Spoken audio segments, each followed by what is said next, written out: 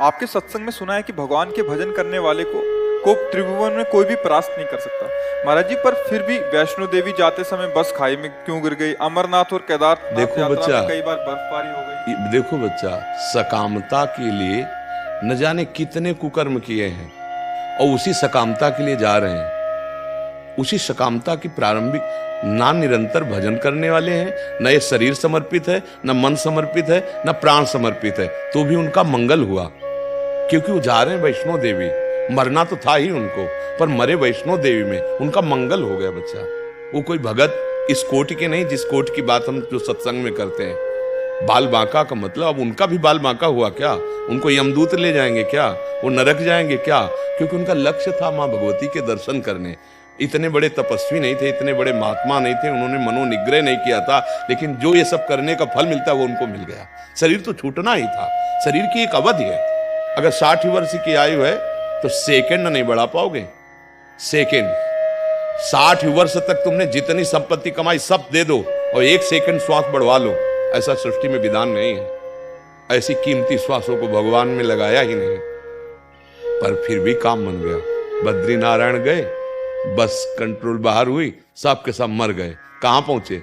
भगवान। इसको निगेटिव के लेते हो, नकारात्मक सोच में के लेते हो। आप वृंदावन आए, आप रिक्शा में बैठे, रिक्शा पलट गया, हाथ टूट गया।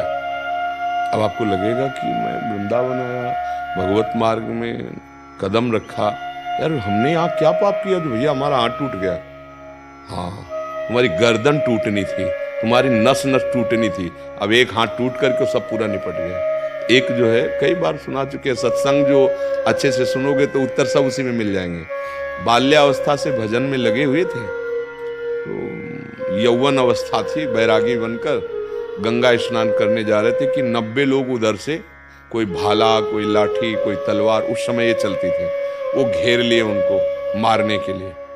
उनका भैया काट तो डालोगे, 90 लोग हो, हम अपने ठाकुर को स्नान करके चरणामृत पी लें, फिर मार डालना। स्नान किया, वो लोग रुके रहे, ठाकुर जी को स्नान किया, चरणामृत किया और भाव में हुए कि प्रभु हमसे इस जन्म में कोई गलती तो हुई नहीं, फिर मतलब इतना बड़ा दंड, 90 लोग हमें एक साथ मारेंगे। तो भगवान उनके भाव में प्रकट हुए, बोले देखो अब तुम हमारे पास आ रहे हो, तुमने 90 ऐसे बड़े भयंकर हिंसात्मक अपराध किए थे कि तुम्हारे 90 जन्म होते और एक एक करके तुम्हें 90 मारते।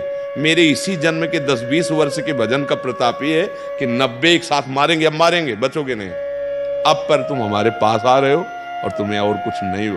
अनंत जन्मों का रजिस्टर नष्ट हो गया और सीधे भगवत प्राप्ति हुई। पर देखने में लगा कि 90 लोगों ने मिलकर भक्त की हिंसा कर दी। देखने में जो दृश्य, परिणाम परिणाम परिणाम देखा जाता है, उसी को कहा जाता है बाल बांका नहीं कर सकता परिणाम को।